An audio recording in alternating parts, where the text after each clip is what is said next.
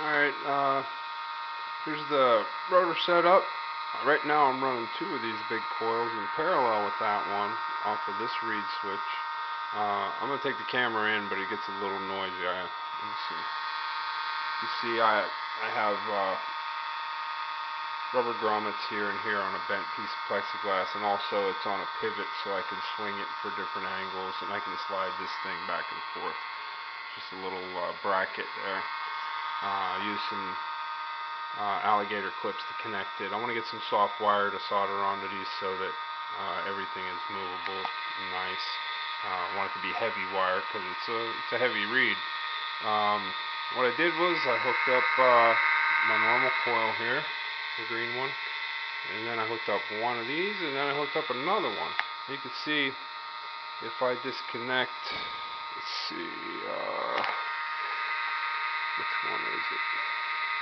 Okay, this one goes over to the green one. And I'm going to disconnect both of these coils from it. Now it's just the green one running. I'll hook it back up. You can see if I disconnect this one, she's going to stay pretty much that tone there.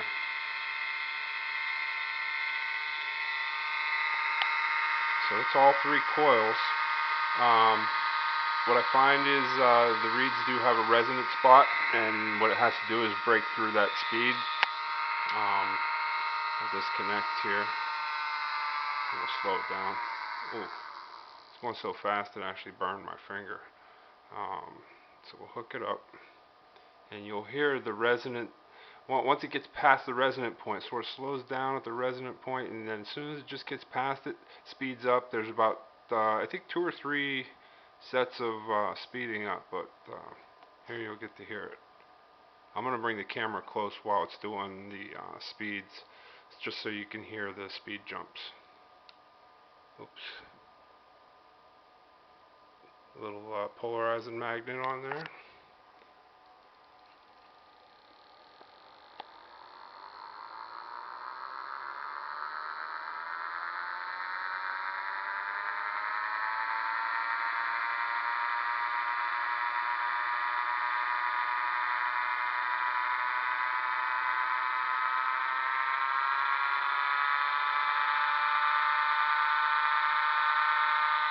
See, it's going through those speed jumps all by itself. Once it's the resonant point, I guess the switch is sort of going out of phase with what it's supposed to be doing at the resonant point. But once it gets up to this speed, she's running really hot. Probably adding more coils, put more force on the rotor, and it might have another resonant speed that it could jump through. Let me see, we'll measure this battery here.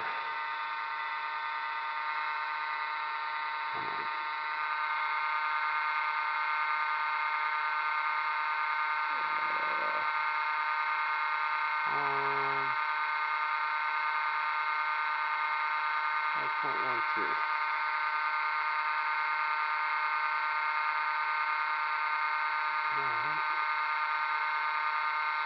And that's with these two 0.9 ohm coils in parallel with the little green one running off this reed switch. So this is 0.9 ohm, 0.9 ohm. That's going to be at least 0.45, less than a half an ohm. And this is a 7 ohm coil, so could bring it down to 0.4 ohms running on these. But it's being pulsed. I'm sure if it was continuous. What's weird is strange. I don't know if there's anything going on, but when you touch the reed switch, you hear the noise more. Let me see. I'm just bringing my finger near it. It might be just reflecting some sound, maybe an acoustic thing with this little plastic box here. I'm not feeling any shock, but it's a different noise when you hold on to it, but it's cold. I ran a few tests on a couple of other reeds. I think I probably hurt them. I don't know if you can see the little brown spot on this one. And this one. but this is my third read out of 25.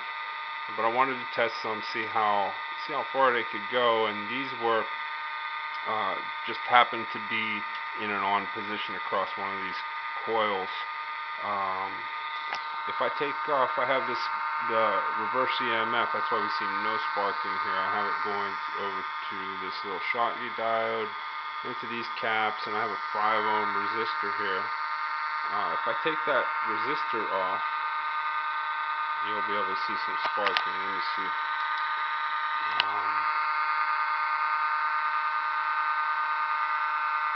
Yeah, you can also hear the rotor slow down a little bit, causing an adverse effect. But yeah, she's running good. The voltage going through that resistor right now is about 1 volt. It's a 5 ohm resistor. But she's running good. I just wanted to run some load tests on these, and I'm real happy with that. You can see that on the back of here, I have it connected. If I disconnect this off of here, it'll slow down because these two coils won't be active. But they're definitely playing a song here.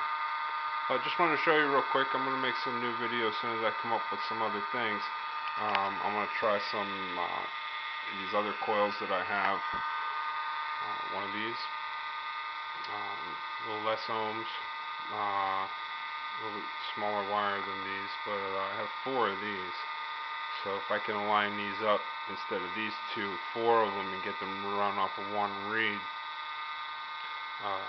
that'll be an accomplishment for me. But alright, thanks guys.